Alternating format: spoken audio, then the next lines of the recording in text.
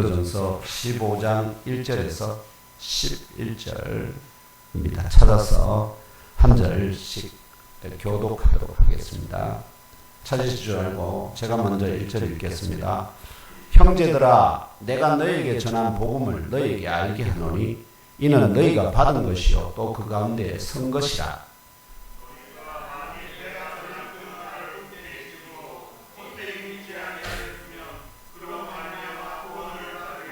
내가 받은 것을 먼저 너희에게 전하였노니 이는 성경대로 그리스도께서 우리 죄를 위하여 죽으시고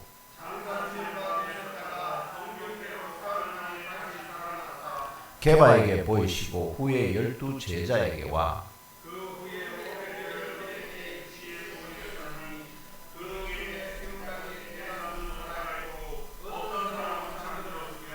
그 후에 야고보에게 보이셨으며 그 후에 모든 사도에게와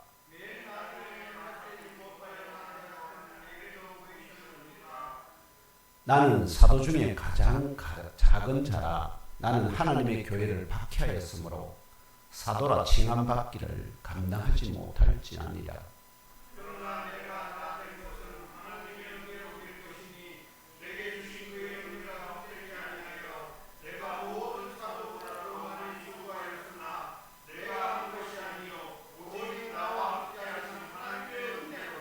함께 읽겠습니다. 시작. 그러므로 나나 그들이나 이같이 전파하며 너희도 이같이 믿었느니라. 아멘. 오늘 본문을 중심으로 성경대로라는 제목으로 하나님의 말씀을 상고하겠습니다. 오늘은 2022년 추수의 계절 10월의 세 번째 주일입니다. 오늘부터 시작해서 대부분의 교회들이 특세를 하고 있습니다. 가을 카르포스, 즉 열매를 위해서, 생명의 열매를 위해서 지금 특별 새벽기도 하고 난 다음에 이제 전도 내지는 홈카밍 데이 하든지 총동원 줄 하든지 해서 이제 다시 한번 교회의 빈자리를 채워가는 그런 일들을 하는 주일의 시작점이다. 이렇게 세 번째 주일입니다.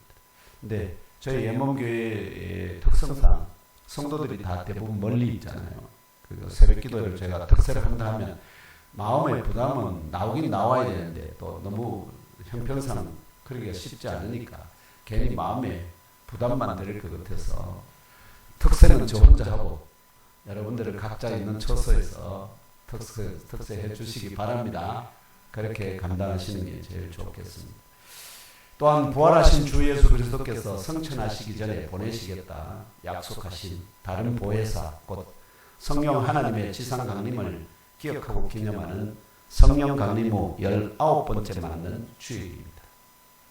무엇보다 먼저 여러 우여곡절 가운데서도 오늘 여기까지 선하게 인도하여 주셨고 또 이후에도 아낌없이 복과 은혜와 사랑을 부어주시며 영원한 생명으로까지 인도해 주실 주 하나님께 감사 경배 할렐루야로 그 이름을 송축하며 높여드립시다.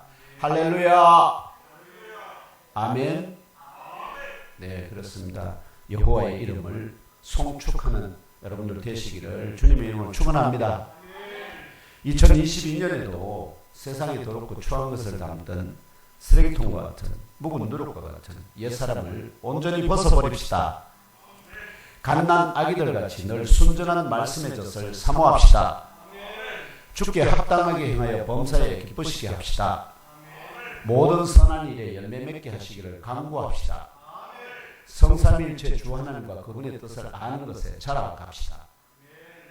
이처럼 하나님의 말씀을 담고 성령이 역사하는 신령한 전의 한 부분으로 또 황금 그릇 같은 새 사람으로 속 사람이 다시 태어나고 자라서 장성하기를 소망합시다. 지금 이 세대 가운데 저와 형제 자매 여러분을 택정해서 하늘의 머리와 땅의 몸으로 이루어진 유일한 참교회의 지체로 사람을 취하는 영의 업으로 부르시고 속사람을 거듭나게 하셔서 영적 지능을 겸비하게 하시고 장성하게 하시는 주 하나님의 뜻과 작정과 부르심의 소망이 구체적으로 무엇인지 또 오늘 각자의 보고에 따라 새롭게 하달되는 명령이 무엇인지 주 하나님의 음성을 친히 들으시고 깨달아 알고 믿고 심령에 잘 박힌 못으로 영접하시고 그 받으신 명령대로 온전히 복종해서 한 주간의 영적 실험과 영적 전투에서 이기고 승리하시기를 축원합니다. 네. 군대 전쟁에서 위에 상부의 명령에 이걸 제대로 수행하지 않으면 결국은 전체적인 전략에서 나중에 결국은 전쟁은 지게 됩니다. 그래서 우리 각자에게 주신 영적 실험과 영적 전투를 위한 이 명령이 반드시 나 자신을 통해서 수행되어야 하나님이 전체 역사를 이루어가는 중요한 하나님의 실험에서 영적 전투에서 이기게 되신다 하는 거 꼭 믿으시고 온전히 그 받으신 명령대로 온전히 복종하시기를 주님의 이름으로 축원합니다. 그것이 곧 하나님 나라를 이루어가는 한 길이다 하는 것을 깨달아 아시면 좋겠습니다. 지난주에 설교한 고린전서 14장 37절에서 이 편지에 쓰여진 것이 주의 명령이다는 사도 바울의 결정적 증언이 참된 것을 깨달아 아시고 믿고 진리로 신령 깊이 영접하시는 이 시대의 선지자요 혹은 푸뉴마티코스가 되시기를 다시 한번 축원합니다. 그걸 깨달아 아는 자들은 누가 그걸 깨달아 알 수 있느냐면 선지자 아니면 혹은 푸뉴마티코스만 그걸 깨달아 알 수 있다고 지금 증언하기 때문입니다. 여러분들에게 그것이 깨달아진다면 나의 생각, 내 의지 또는 내가 가지고 있는 인간적인 의식, 내 눈 그것을 의지하지 아니하고 주의 말씀이기 때문에 베드로가 얘기하죠. 주여 우리가 밤새 그물을 내렸지만 잡은 것이 없었지만 주의 말씀에 의지하여 그물을 내리리다 했을 때 2배에 가득 차게 물고기가 채워진 거 기억하시기를 바랍니다. 서신서의 영적 권위를 증거하는 이 결정적 증언에 이어서 사도 바울은 모든 믿음의 형제들을 향하여 오늘 본문 3절과 4절에 자신이 먼저 받았고 그리고 각 지역교회의 지체들에게 전하였던 복된 소식 곧 복음은 성경대로 그리스도께서 우리 죄를 위하여 죽으시고 성경대로입니다. 그리고 성경대로 장사 지낸 바 되셨다가 또 성경대로 사흘 만에 다시 살아나셨다는 것임을 상기시킵니다. 다시 말하면 여기서는 증언하지 않지만 성경대로 그리스도께서 여자의 후손으로 성육신하셨습니다. 그리고 오늘 본문의 증언처럼 하나님의 때를 따라서 성경대로 그리스도께서 우리 죄를 위하여 죽으셨습니다. 성경대로 그리스도께서 장사 지낸 바 되셨습니다. 성경대로 그리스도께서 사흘 만에 다시 살아나셨습니다. 이것이 기독교 복음과 우리 믿음의 핵심입니다. 이것을 믿지 못하면 결국은 그 믿음은 헛되이 믿는 것이고 구원은 먼 것입니다. 이에 앞서 오늘 본문 1, 2절에서 사도가 저와 형제 자매 여러분을 포함하여 믿음으로 하나 된 모든 지역교회의 형제들을 향하여 2가지 사실을 증언합니다. 첫째 사실은 3, 4절에 기록한 기독교 복음과 믿음의 핵심을 이미 자신과 동력자들이 1세기 중엽의 지역교회 형제들에게 전파하였고 이미 전파하였다고 얘기하고 있죠. 그리고 그들이 받아들였고요. 그들이 전파했을 때 새 것이잖아요. 그들에게는 완전히 새 것이었습니다. 그리고 그것을 그들이 받아들였습니다. 그리고 그래서 그들이 복음 가운데 이제 서게 되었습니다. 서게 되었다는 그들이 마치 죽은 자들처럼 어떻게요? 엎드려져 살아가다가 그 복음을 듣고 물과 성령을 거듭나게 하시는 하나님의 능력을 힘입어서 어떻게요? 이제 살아서 서 있게 되었다. 이런 영적인 상태를 진단하는 것입니다. 둘째 사실은 그들이 만일 자신이 전파한 그 로고스를 여기서는 말로 해놨는데 로고스라는 말입니다. 로고스는 다양한 의미가 있습니다. 그 로고스를 굳게 지키고 겉으로 헛되이 믿지 아니하였다면 그 복음으로 말미암아 구원을 받는다는 것입니다. 이 두 가지를 그러니까 이미 복음을 먼저 어떻게 해요? 전파하였고 그들이 받았고 그 다음에 그들이 그 가운데 서 있는데 그것을 그들이 그런 상태이지만 그런데 그것을 헛되이 믿지 아니하고 헛되이 믿지 아니하고 그리고 겉으로 헛되이 믿지 아니하였다면 그 복음으로 말미암아 구원을 받는다. 이 두 가지를 미리 먼저 말씀한 그가 정언한 다음에 뭐에 대해서 3, 4절에 성경대로 그리스도께서 십자가에 죽으셨다. 그리고 장사 지낸 바 되셨다. 그리고 다시 살아 부활하셨다. 이 세 가지를 지금 정언하고 있습니다. 이렇게 사도가 복음 곧 그리스도를 믿음으로 구원받는다는 기독교의 진리를 다시 진술하는 이유나 배경은 무엇일까요? 왜냐하면 그들이 이미 거기에서 교회가 지체가 되었어요. 제가 여러분들에게 다시 그동안 기독교 복음을 다시 상세하게 늘 전파하는 것 이유가 여러 가지 있겠죠. 새로 들어온 사람도 있고 또 이것을 믿지 못하는 사람도 있고 이러기 때문에 다시 계속해서 어떻게 해요? 그것을 각인시키고 또 그래서 믿지 못하는 자들이 더 온전해지고 이렇게 되는 걸 그걸 바라기 있기 때문입니다. 오늘 본문에 이어지는 12절에서 이렇게 그 이유를 발견할 수 있습니다. 12절 읽지 않았는데요. 함께 찾아서 한 목소리를 함께 읽으면 그 이유를 알아봅시다. 바울이 이렇게 이해하고 이렇게 복음을 다시 진술하는 이유가 있습니다.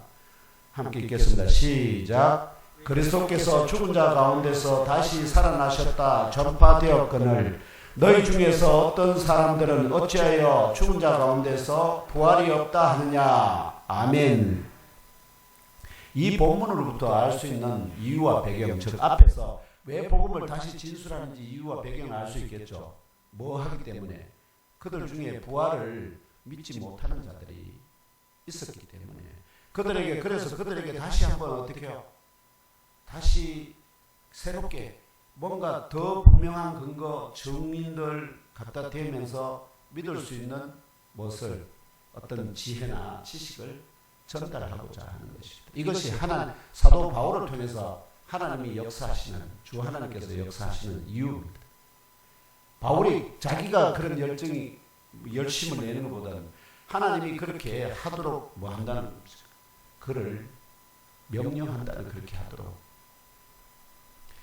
그래서 이 사도 자신과 동력자들에게 1세기 중념의 그들에게 그리스도께서 죽은 자 가운데서 다시 살아나셨다 전파되었고 그들이 그것을 받아들였고 그래서 그들이 복음 가운데 서게 되었지만 그들 중에서 어떤 사람들은 어떤 이유를 제시하며 죽은 자 가운데서 부활이 없다 주장하여서 무엇을 일으켰을까요?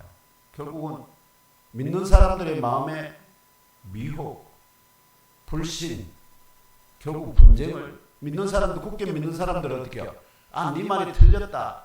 이렇게는 주장할 수 있는데 그들에게는 그들을 그만큼 그런 변증을 할 만큼 1년 반밖에 있지 않았다 아닙니까? 고린도 교회에. 그러면 그들을 그 1년 반 사이에 완전한 변증가로 만들 수는 없잖아요. 그러니까 그런 사람이 한 사람 일어나면 어떻게 될까요? 예, 조용하던 호숫가에 큰 물고기 물고기 한 마리 이상한 거 넣어놓으면 막 온 겨울물이 흙탕물이 되듯이 그런 상황이 벌어지니까 그러면 어쩔 수 없이 사도는 어떻게 할 수밖에 없습니까? 지금 갈 수는 없고 먼저 편지로 그들을 깨우칠 수 있는 메시지를 써보내는 것이죠. 그게 지금 뭐에 관한 복음의 가장 중요한 핵심이 결국 뭡니까? 그리스도께 죽으시고 장사되고 다 그하지만 부활이 없다면 우리의 믿음은 헛것이. 왜냐하면 우리도 살아나지 못할. 그러면 이 세상 인생뿐이지 않습니까?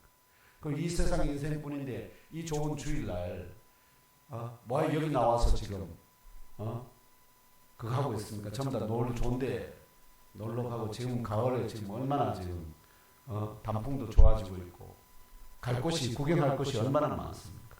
근데 왜 여기 있습니까? 이제 그런 근거가 있는 거죠.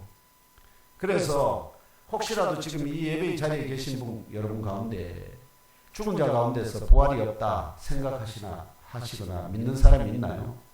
이것도 믿어야 돼요. 부활이 없다 생각하거나 믿어야 돼요. 왜냐하면 우리는 다 부활이 있다 믿는 사람들은 그룹 안에 있기 때문에 그렇습니다. 그런 분이 계시다면 헛되이 믿는 것입니다.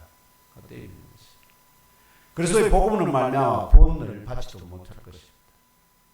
지금 이 순간부터 돌이켜 믿음 없음을 회개하고 전파된 그리스도의 복음과 믿음의 핵심을 온전히 깨달아 알고 믿고 그대로 영접하시기를 축원합니다.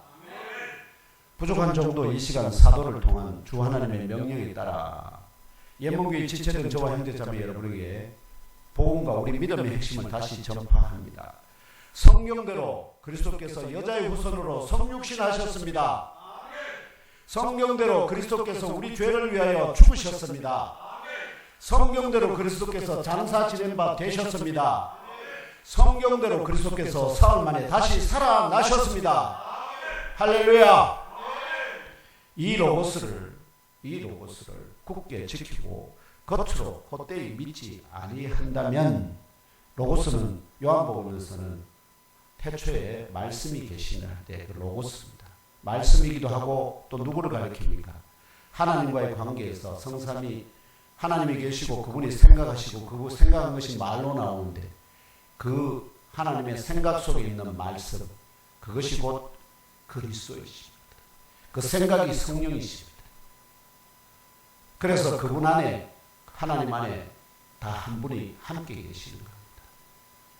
이것이 영적 신비입니다. 그 신비가 저와 여러분 가운데 그 하나님의 형상이 우리도 생각하고 말할 수 있는 그런 놀라운 아시죠? 형상을 그게 바로 창세기 1장에서 말씀하신 우리의 형상을 따라 우리의 모양대로 그 말의 의미입니다.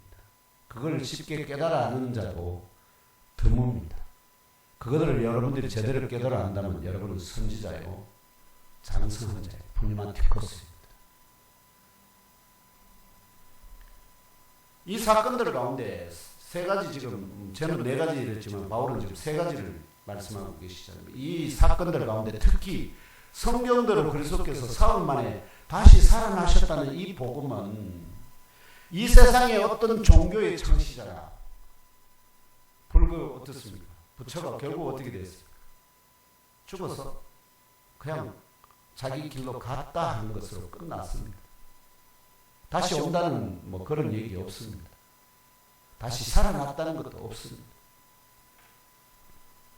그 다음에 철학자들이 흉내 내기는커녕 뭐조차도 할 수 없습니까? 이 세상에 있는 사람 중에 죽었다가 다시 살아나는데 그 신령한 몸으로 다시 영원히 죽지 않은 몸으로 다시 살아난다는 것을 생각할 수 있는 사람이 상상할 수 있는 사람이 이 세상에 누가 있습니까? 아무도 없습니다. 아무도 없습니다. 결국은 인생은 다 죽는 거야 하고 왜? 모두 다 옆에서 죽어서 없어지니까 없어지잖아요.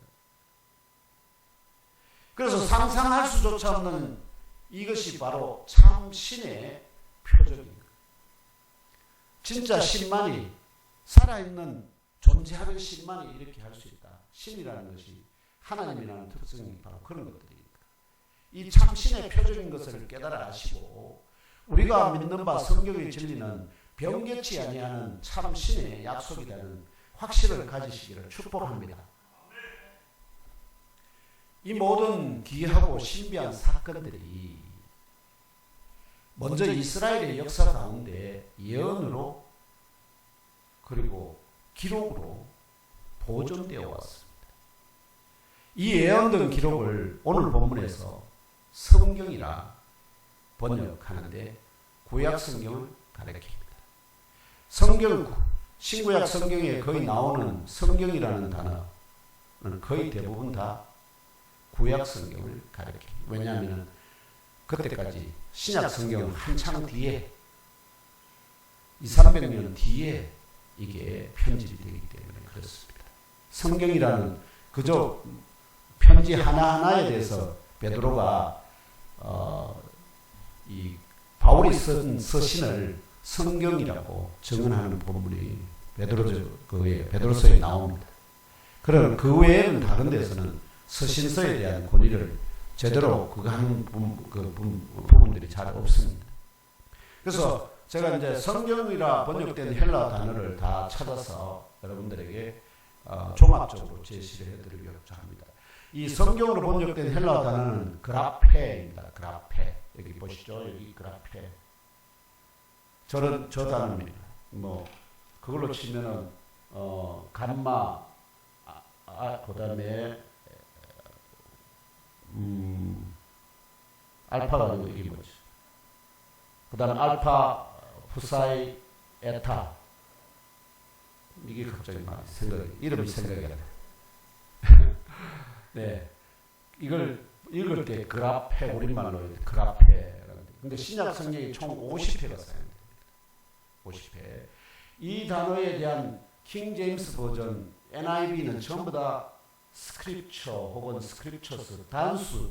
성경이라는 하나의 개념, 그거를 카테고리를 할 때는 단수고, 성경 한 권 한 권을 따질, 그 속에 있는 내용들을 따질 때는 복수를 칩니다. 스크립처스. 이게 전부 다 스크립처로 나옵니다.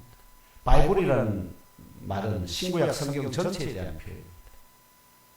구약 성경을 가르치는. 그래서 바이블이라는 단어는 나오지 않습니다. 현대 그거에만 나옵니다. 아시겠죠? 스크립처라고. 벽이나 이런 돌이나 이런데 비석 새기듯이 긁어서 새긴 거 아시죠? 이걸 의미합니다. 그 다음 개혁 성경에서는 성경으로 45번은 성경으로 번역되어 있고 4번은 글로, 그리고 1번은 말씀으로 번역되어 있습니다. 그리고 주로 선지자의 글할 때 이 글로 쓰고요. 성경이 이러시되, 성경이 말하시고 이럴 때는 전부 다 성경으로 번역되어 있습니다. 성경으로. 자, 그래서 대부분 성경으로 번역된다는 거 알겠죠? 이게 그라페라는 단어인데, 이제 이것이 헬라 단어 그라페가 구약 성경을 가리킨다는 증거는 부활하신 주 예수 그리스도께서 부활하셨어요. 그러고 난 다음에 아무도 믿지 않잖아요. 그래서 결국은 누구에게 먼저 나타나죠? 결국은 예루살렘에서 두 사람이 이제 낭망해가지고 그걸로 엠박으로 내려가던 두 제자가 있었지 않습니까? 그 두 제자에게 부활하신 주님이 나타났는데 그가 누구이신지 깨달아 알지 못합니다. 왜냐하니까 이미 예수는 죽어 없어졌기 때문에 예수님과 분명히 닮았을 텐데, 닮아도 아이고 왜 저렇게 예수님과 닮았노? 이상하게 그렇게만 생각하지 그분이 부활하신 주님이라는 걸 생각도 못했다는 거죠. 그래서 같이 가면서 이제 이런저런 얘기를 하다가 주님께서 결국은 뭘 합니까? 그들의 마음을 열어서 말씀을 깨닫게 하는 부분이 나오는데, 거기서 먼저 깨닫게 하시기 전에 먼저 미리 하신 말씀이 또 함께 있습니다. 그 부분을 포함해서 함께 누가복음 24장 25절 27절에 함께 읽겠습니다. 시작. 이러시되 미련하고 선지자들이 말한 모든 것을 마음에 더디 믿는 자들이여, 그리스도가 이런 고난을 받고 자기의 영광에 들어가야 할 것이 아니냐 하시고, 이에 모세와 모든 선지자의 글로 시작하여 모든 성경에 쓴 바 자기에 관한 것을 자세히 설명하시니라. 아멘. 여기에 보면은 모든 성경이라고 번역되어 있지 않습니까? 이 단어가 바로 그라페입니다. 그런데 여기에서 이 성경이라 할 때 앞에 수식하는 그 말이 뭡니까? 모세와 모든 선지자의 글로 시작하여 모든 성경. 결국 이게 전부 다 누구의 어디 신약입니까? 구약입니까? 구약 성경을 다 가르친다. 구약에 이미 어떻게 해요? 다 예언하신 내용들을 예언하신 대로 그리스도께서 다 성취하신다 하는 것입니다. 그래서 27절에 성경으로 번역된 27절에 이 성경으로 번역된 헬라어 단어 그라페가 가리키는 내용이 바로 모세와 모든 선지자의 글을 포함하는 모든 구약 성경임을 계시한다는 사실을 심령에 잘 박힌 못으로 새기시기를 축복합니다. 그래서 성경하면 막 신약 성경을 말하나 이렇게 생각하시면 안 됩니다. 전부 다 구약 성경이다 하는 거 기억하셔야 됩니다. 다시 말하면 모세와 모든 선지자의 글을 포함한 모든 구약 성경은 그리스도께서 여자의 후손으로 성육신하실 것을 예언합니다. 어디에서 나오죠? 창세기 3장 15절. 내가 너로 여자와 원수가 되게 하고 여자의 후손도 너와 원수가 되게 하리니 너의 후손은 너는 그의 여자의 후손은 내 머리를 상하게 할 것이요 너는 그의 발꿈치를 상하게 할 것이니라. 이게 창세기 3장 15절입니다. 거기 보면은 여자의 후손이 나옵니다. 또한 성육신하신 그리스도께서 착한 자들의 죄를 위하여 죽으실 것을 예언합니다. 또한 죽으신 그리스도께서 장사 지냄받을 것을 예언합니다. 또한 죽어 장사 지냄받은 그리스도께서 사흘 만에 다시 살아나실 것을 예언합니다. 사람이 죽지 않고 아시겠죠? 죽지 않고 바로 직통으로 하나님 나라에 들어가는 것은 사례는 역사적으로 두 건이 있습니다. 하나는 에녹이 있죠. 에녹이 그러니까 아벨의 7대손이 그러죠. 아벨의 7대손 에녹이 500세에 350년 동안 주님과 동행하다가 500세에 죽음을 맛보지 아니하고 들림을 받아서 올라갑니다. 그리고 엘리야가 죽음을 맛보지 아니하고 부활하지 않습니다. 죽음을 맛보지 않은 채 승천합니다.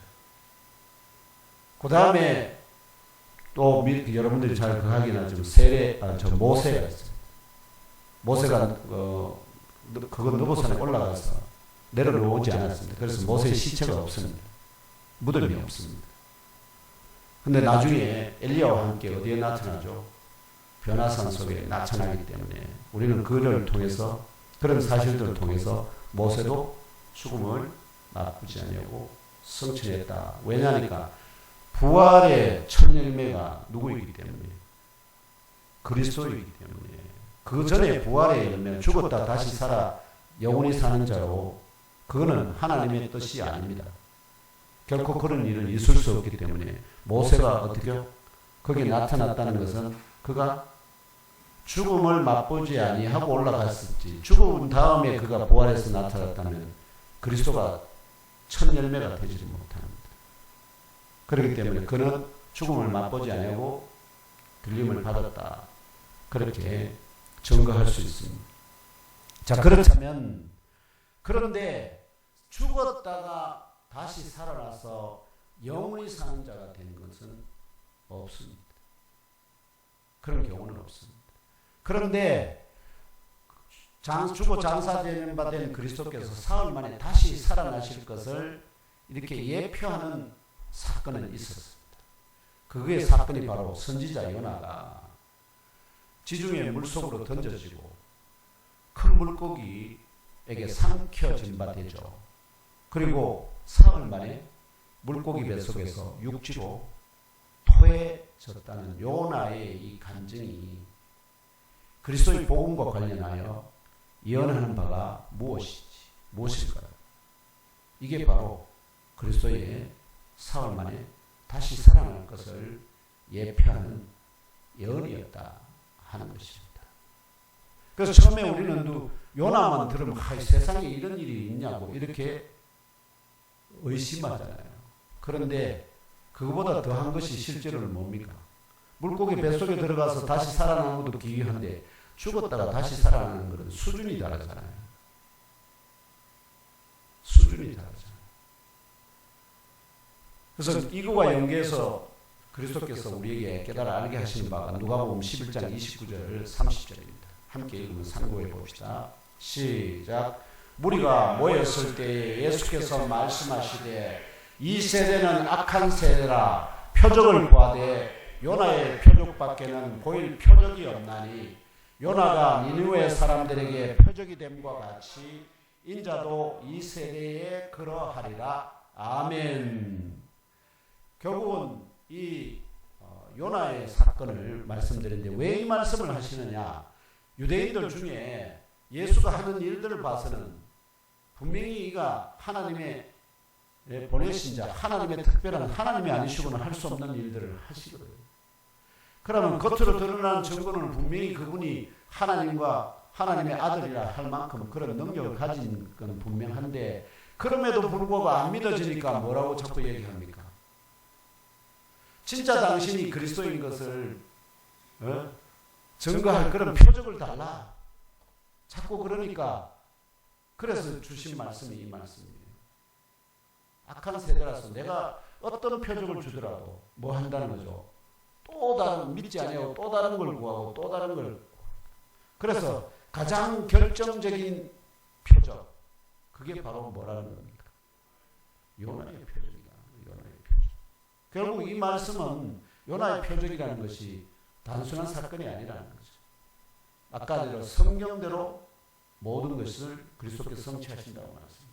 그러면 구약 성경에 기록된 모든 것들의 예언 계시들의 핵심은 뭐라는 거죠? 다 뭐하고 연결되어 있다는 거예요? 그리스도의 복음과 연결되어 있다는 것입니다. 이제 앞으로 기회가 되면 구약 성경과 신약 성경 그리스도의 이 사이를 다 하나씩 매칭을 시켜서 앞으로 설교할 그런 때가 그런 때를 준비하고 있습니다. 정말 그러면 더 훨씬 흥미로울 것입니다. 그러므로 요나가 체험한 물고기 뱃속에서의 사흘이 구약 성경의 인자라는 단어가 어디에 나오느냐 하면은 다니엘서에 나와요. 그리고 에스겔 환상에 나와요. 그리고 또 어디에 나오느냐 하면은 에레미야서에 나와요. 그래서 거기에 보면은 다니엘서에는 특별한 사람이 인자가 특별한 인자와 같이 생긴 이가 영원하신 하나님 앞에 나아간다 이걸 말합니다. 그것이 결국 누구라는 거죠? 그리스도라는 거죠. 그리스도. 그걸 깨달아 알게 합니다. 그래서 결론적으로 모세와 모든 선지자들의 글과 체험의 간증과 예언을 담고 있는 구약 성경이 모두 그리스도의 복음과 관련되어 있다는 사실을 깨달아 알 수 있습니다. 이 복음 가운데 특히 성경대로 그리스도께서 사흘 만에 다시 살아나셨다는 복음은 아까 말씀드렸다시피 이 세상의 어떤 종교의 창시자나 철학자들이 흉내 내거나 상상조차 할 수 없는 참신의 표적이기 때문에 그리스도의 다시 살아 부활하시는 원리나 과정을 논리적으로 깨달아 알거나 믿는 것이 사이비 종교처럼 어떤 특별한 주문을 외우듯이 사이비 종교는 주문을 외우게 하지 않습니까? 그러면 그게 그냥 자꾸 입에 붙어서 그게 마치 자기의 뭐가 됩니까? 마치 그게 자기의 어떤 믿음을 고백하는 말처럼 되어버리지 않습니까? 근데 이렇게 계속 같은 말을 반복한다고 해서 이것만으로는 우리 안에 믿음이 온전히 정착하지는 못합니다. 왜냐하면 너무나 우리의 이성과 지성을 뛰어넘는 것이기 때문에 그렇습니다. 주 하나님께서도 그러면 이제 이 문제를 어떻게 해결할 거냐 하는 겁니다. 성도들 가운데 정말 믿기를 사모하지만 믿어지지 않는다면 그들에게 하나님이 뭘 주셔야 되겠습니까? 그렇게 믿을 수 있는 길을 허락하셔야 되지 않겠습니까? 그게 오늘 본문에 나오는 바울이 전체적으로 다시 왜 복음을 어떻게 아주 논리적으로 체계적으로 그 다음에 영적으로 이렇게 다시 진술하느냐. 그런 하나님의 은혜와 사랑이 바울을 통해서 지금 고린도 교회 이방인 지체들에게 흘려 넘어가기 때문입니다. 왜냐하면 유대인들은 그걸 너무나 쉽게 믿을 수가 있는데 또 알 수도 있는데 그러나 이방인들은 경험할 수 없는 사건이에요. 지금까지 성경에서 그런 것을 가르치는 것도 들어본 적이 없기 때문에 그들에게는 다시금 어떻게 그 내용들을 자세하게 논리적으로 설명하는 것이 필요하다 하는 것입니다. 유대인들 중에는 큰 종파들이 크게 4종파가 있었지만 그 중에 가장 큰 종파가 바리새파고요. 이 종교적인 철학파, 종교적인 학파이기도 하면서 동시에 정치 집단입니다. 정치. 그 사회에서 종교로서 정치에다 영향을 미치는 거예요. 이 사람들이 반대하면 왕도 어떠한 정책도 행하지 못합니다. 지금 마치 우리나라에 이런 노동단체처럼 노동 정책을 어떤 정책을 펴려하면 그들이 들고 일어나서 어떻게 해요? 대통령이든 누구든 함부로 손대지 못하게 하는 그거와 같은 그런 노동단체이면서 뭐가 됩니까? 정치단체입니다. 정치단체. 정치적인 세력을 갖고 있습니다. 마찬가지로 그 유대나라에도 그런 종교적이면서 철학적이고 정치적인 종파가 있었는데 그의 종파에 4개가 있었습니다. 그 중에 가장 큰 것이 바리새파입니다. 두 번째가 그 다음에 바리새파 다음에 사두개파. 예, 사두개파입니다. 바리새파는 뭐를 믿었냐면은 부활을 믿었습니다.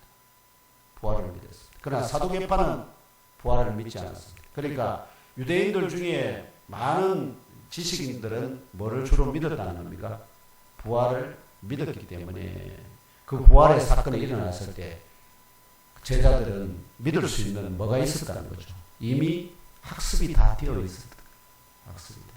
그게 그리스도께서 유대 나라에 오신 이유와 연결되어 있습니다. 그들은 이미 오랜 기간 동안의 학습을 통해서 부활이라는 것이 기본적으로 뭐 하다는 것, 가능하다는 것을 믿고 있었지. 그러나 이방인들은 어디요? 전혀 그런 사실에 대해서 들은 적이 없었기 때문에.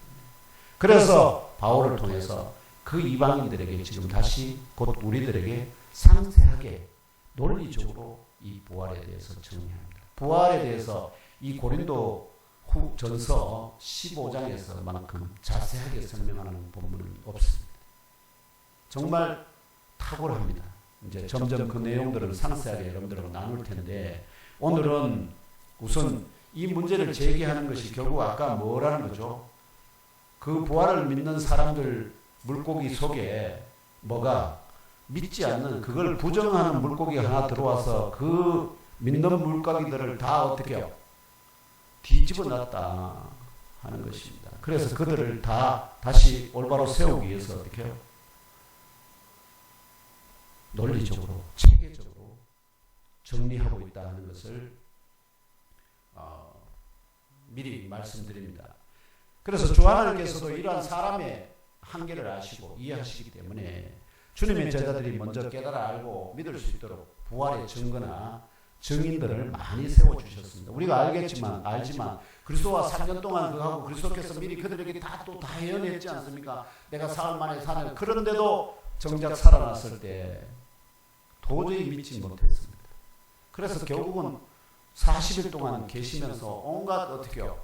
다시 물고기 잡으러 가가 보내가지고 오른쪽에 금을 던져라 해가지고 다시 그 물고기 막 엄청 작게 135마리 큰 물고기 잡아가지고 숫자까지 헤아리면서 어떻게 합니까? 그렇게 해서 다시 그런 역사가 일어났는데 그때서도 사실은 온전하게 믿지 못했습니다. 그러다가 언제 제대로 깨닫습니까? 오순절 성령 강림 때 제대로 깨닫습니다. 그런데 바울이 1년 6개월 동안 설교하고 가르쳐서 복음을 전했다고 해서 고린도 교회 성도들이 그걸 다 온전하게 깨달아 알고 믿고 영접하였을까요? 결코 쉬운 일이 아니었죠.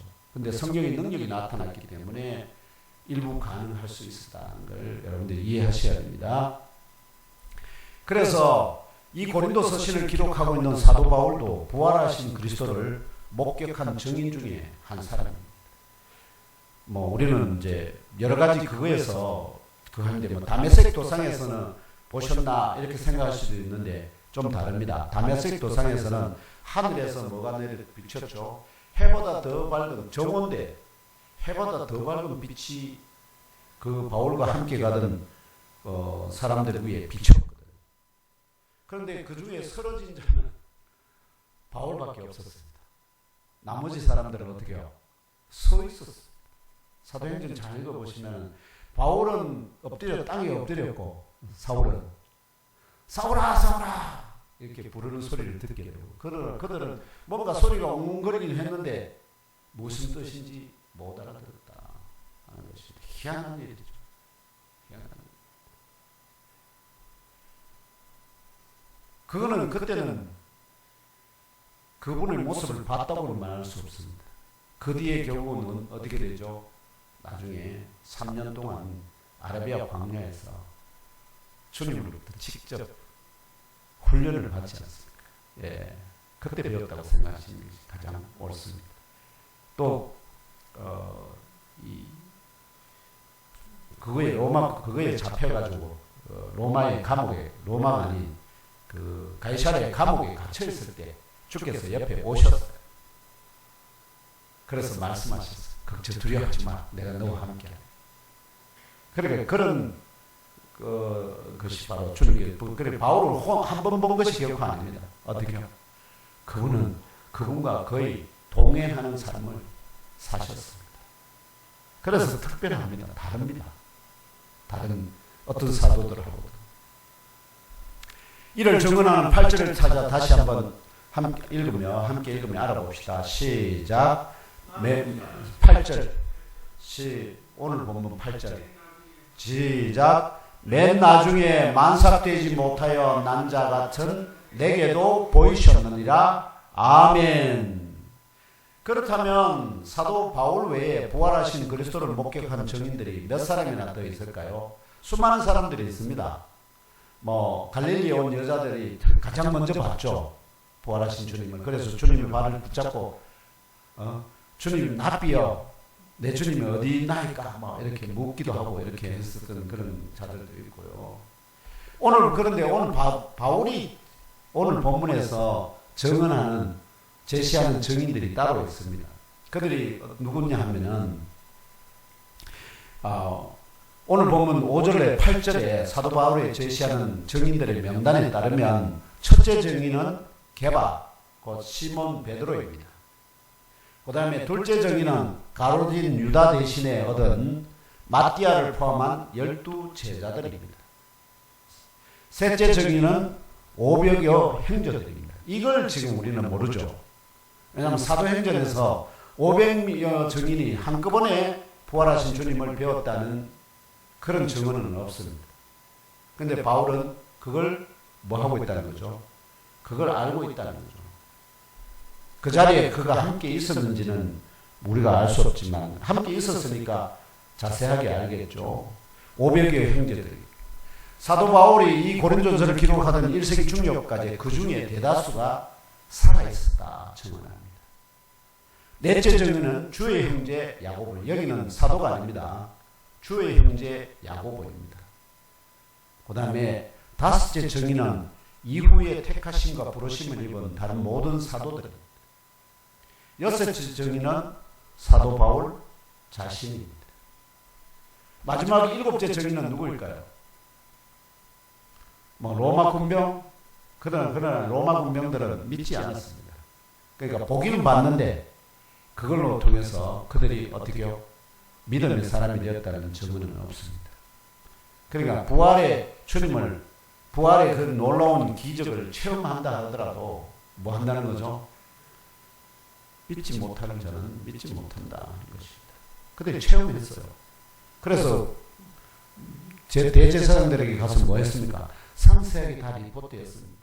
그런데 결국은 그들이 그런 자기들이 본바를 어떻게 해요? 제사장들이 돈을 많이 주면서 가서 거짓말을 해라. 예수의 제자들이 부활한 게 아니고 예수의 제자들이 시체를 훔쳐갔다고 이렇게 정언하는 그 말대로 그냥 하면서 결국 그들은 믿음과는 놀라운 정말 엄청난 영적 그런 체험을 하면서 불구하고 결국은 믿지 못하는 자들로 멸망하고 말았다 하는 것입니다. 그래서 제가 생각하는 마지막 일곱째 정의는, 왜냐하면 바울이 분명히 숫자를 알고 있기 때문에 하면 분명히 셋 아니면 일곱인데 일곱을 제시해야 되는데 일곱을 제시하면 여섯에서 맞춰요. 그러면 뭔가 뒤를 남기는 게 아닌가 하는 생각이 들어서 마지막 일곱째 정의는 각 세대마다 보혜사 진리의 성령의 은사를 받아 부활하신 그리스도를 눈으로 보는 대신에 마음으로 믿어 확신 가운데 서게 한 그리스도의 장성한 지체들인 줄 믿습니다. 그들이 바로 보지 않고 믿는 자들, 그들이 바로 마지막 일곱째 증인인 것을 믿습니다. 저와 여러분이 그런 증인의 역할을 감당해야 될 줄 믿습니다. 그래서 8절에 여섯째 증인으로 제시한 사도 바울 자신에 대하여 사도는 좀 더 디테일하게 설명을 합니다. 아이가 어머니의 태에 잉태된 후에 몇 개월 만에 태어나죠. 주로 10개월 만에. 그래서 양육기간이 다 차서 나오는 것이 보편적인데 그래야 어느 정도 아이로서의 어떤 삶을 살아가는데 문제가 없는데, 근데 어떤 알 수 없는 이유로 10개월이 차기 전에 미리 진통이 와서 태어난 이걸 갖다가 우리가 조수가 또는 미수가라 이렇게 말하지 않습니까? 그러면은 그런 아들은 주로 어디다 넣습니까? 인큐베이터에 넣어가지고 엄마와 어머니 뱃속 같은 환경을 만들어서 계속 키우지 않습니까? 근데 바울이 자신이 바로 이와 같은 미수가와 같은 자신에게도 보이셨다 증언합니다. 바울 자신이 미수가라는 뜻이 아닙니다. 미수가와 같은 자신에게 보이셨다. 이는 그리스도와 관련된, 왜냐하면 바울은 구약 성경에 통달한 사람입니다. 구약 성경에 통달했다니까요. 그만큼 뛰어난 학문적인 소양을 가진 사람인데도 불구하고 뭘 몰랐다는 겁니까? 그리스도의 부활에 관련된 것들을 전혀 몰랐다는 겁니다. 이는 그리스도와 관련된 구약 성경의 예언들이 유대인들이 생각하는 육적이거나 이스라엘 나라를 위한 것인 줄 생각했는 것인데 그것이 아니라는 거죠. 그것이 아니라 영적 차원에서 성취된다는 사실을 너무 늦게 깨달아 알았던, 곧 영적인 미수가와 같았다.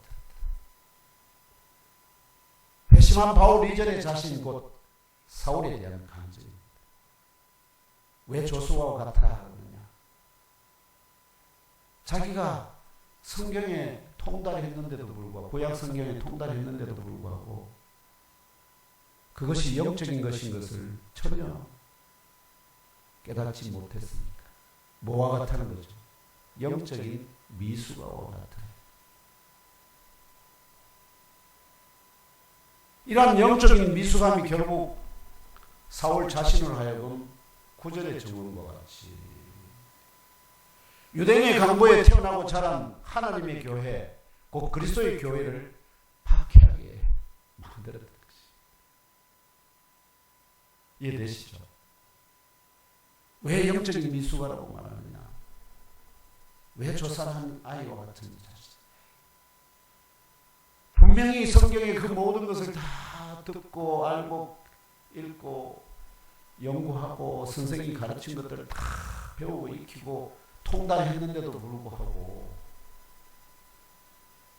영적인 차원에서는 아무도 깨달아 알지 못했다.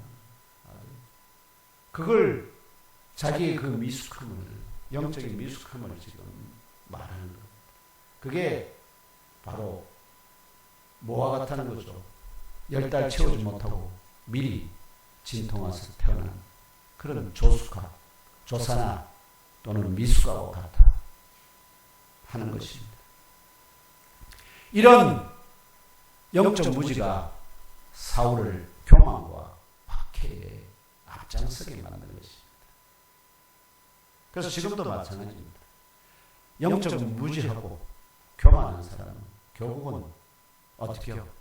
교회에 대해서 좋은 소리 하지 못합니다. 그리스도를 말하면 주로 고백할 수가 없습니다. 그래서 사도는 자신에 대해서 고백합니다. 나는 하나님의 교회를 박해한 자다.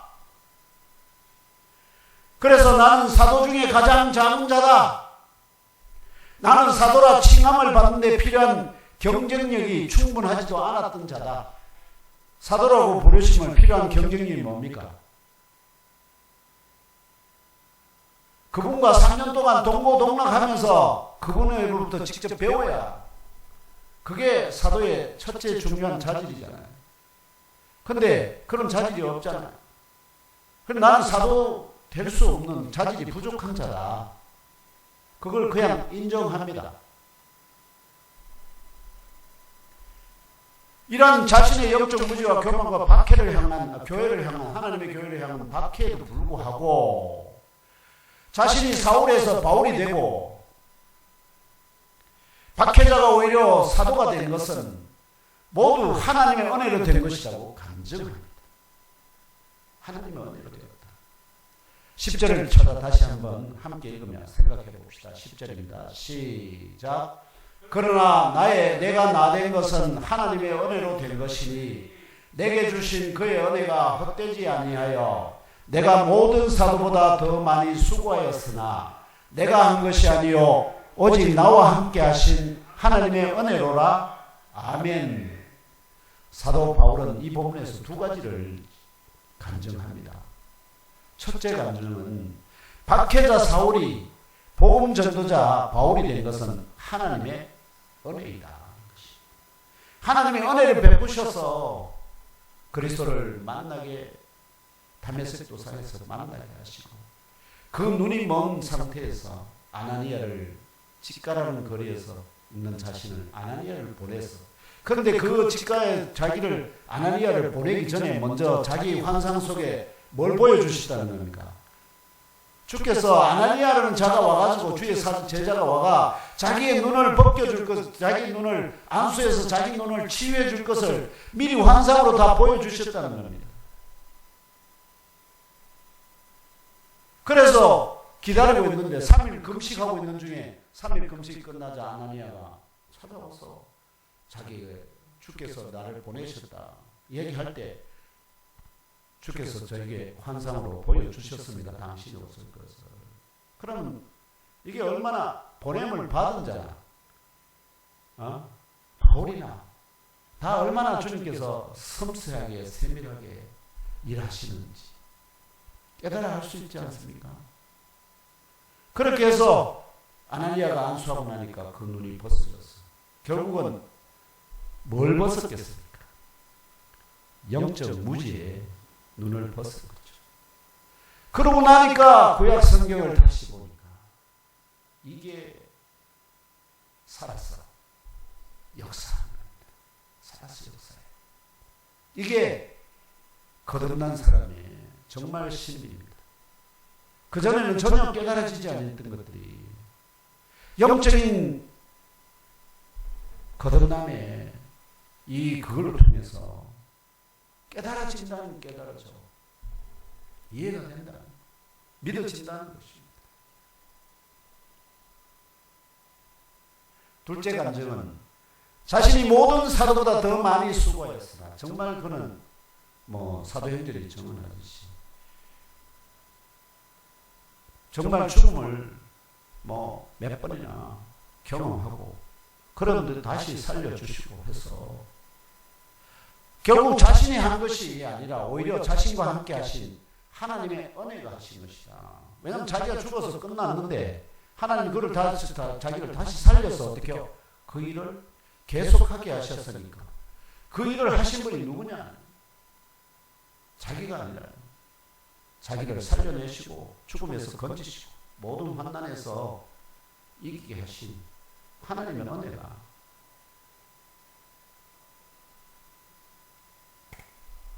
특히 바울이 그리스도의 공생의 기간 중에 함께 다니며 가르침을 받은 제자가 아님을 근거로 앞에서 바울의 사도권에 대하여 의구심을 제기한 고린도 지역 교회 지체들이 있었지 않습니까? 그래서 그들을 향해서 지금 영적 미숙함 가운데, 사실은 내가 자기가 자신이 영적 미숙함이라고 말하지만 바울에 대해서 사도권을 의심하는 그들을 향해서도 너희도 뭘 한다는 거예요? 너희도 영적으로 미숙하다는 말을 함께 거기에 복선을 깔고 있는 것입니다. 그런 미숙함 가운데 하나님의 교회를 박해하는 사울에서 복음 전도자 바울이 된 것은 모두 하나님의 은혜로 된 것이라고 결론적으로 다시 한번 변명합니다. 그들에 대해서.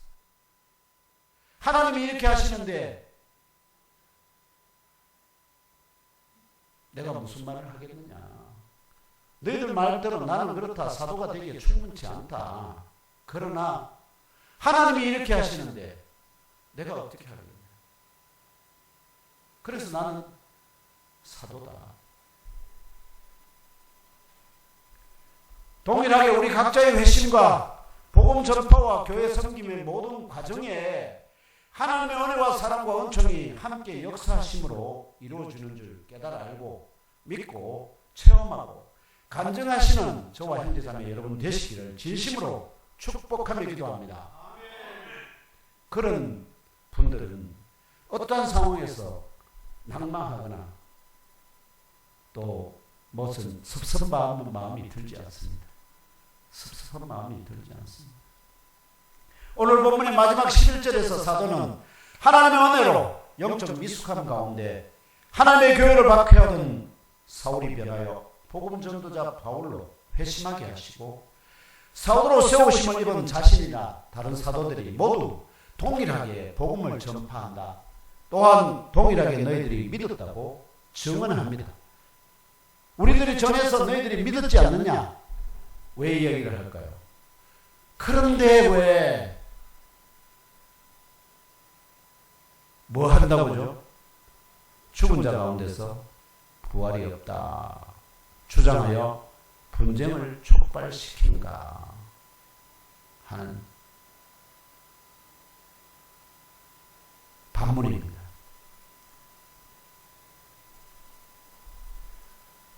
왜냐하면 그들이 전파한 대로 그대로 믿었다는 거죠. 동일하게 전파하고 동일하게 믿었다는 것입니다.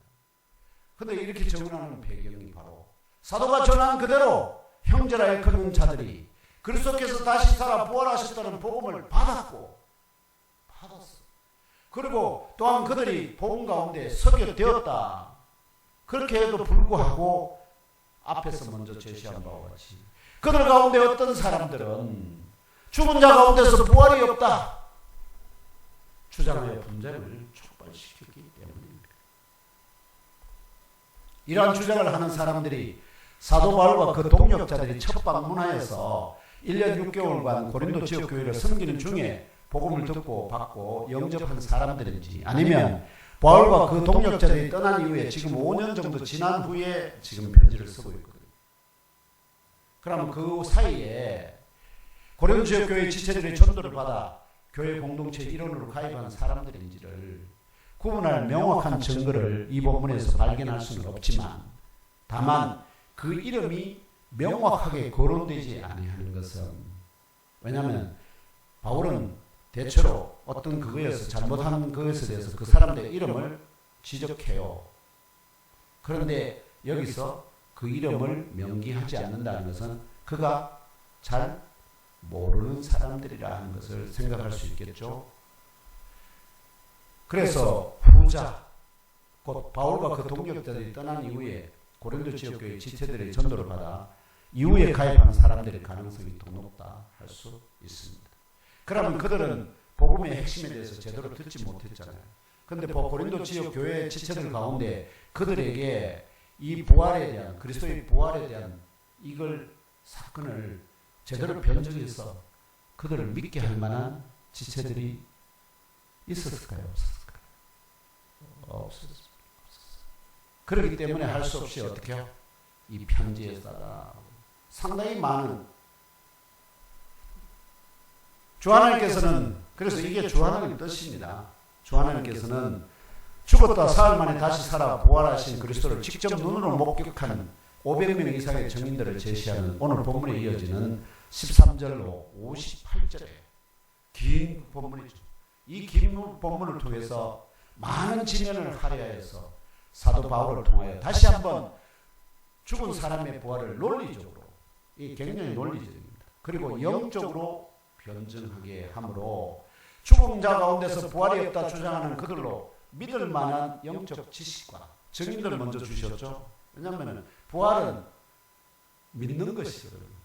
논리적으로 이해해서 깨달아하는 그런 것은 아니지만 그럼에도 불구하고 주께서는 어떻게 해요?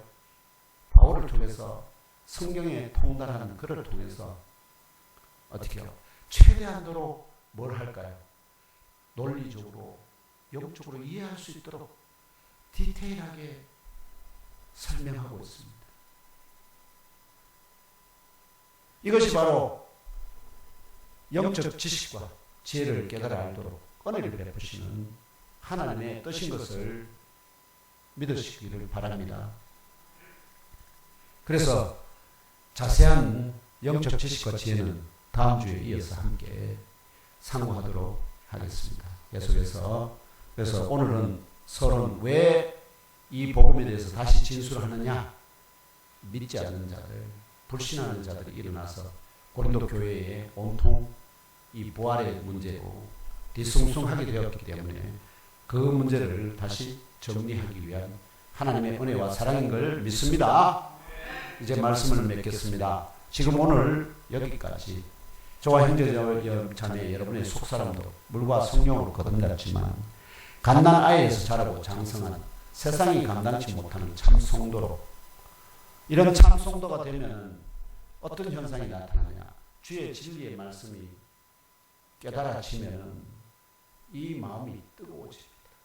마음이 뜨거워집니다. 아무런 감동이 없다, 감흥이 없다, 이게 내 심령이 지금 병들었는지 모릅니다. 또 영의 여부가 그래서 우리를 그렇게 깨달아 알게 하시고 장성하게 하시는 이유가 뭡니까? 뭐가 되기 하기 위해서? 사람을 취하는 영의 여부가 되게 하기 위해서 푸니버티코스로 성숙되는 과정이 있습니다.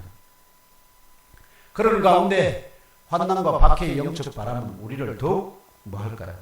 우리가 과연 그러한지 아닌지를 시험하는 그런, 말하면 영광에 덧입을 그런 하나의 기회가 됩니다. 생각해보면 아시겠지만 십자가에 거꾸로 매달린 못 박힌 베드로가 없다면, 못 박히지 않았다면 베드로라는 이름은 거의 끝났을지 모릅니다. 별로 뭐 주님 앞에 배신하고 떠난 하나의 제자로만 기억될지도 모릅니다. 또한 바울이 이렇게 수고하고 했지만 그가 마지막까지 어떻게 해요? 로마 감옥에서도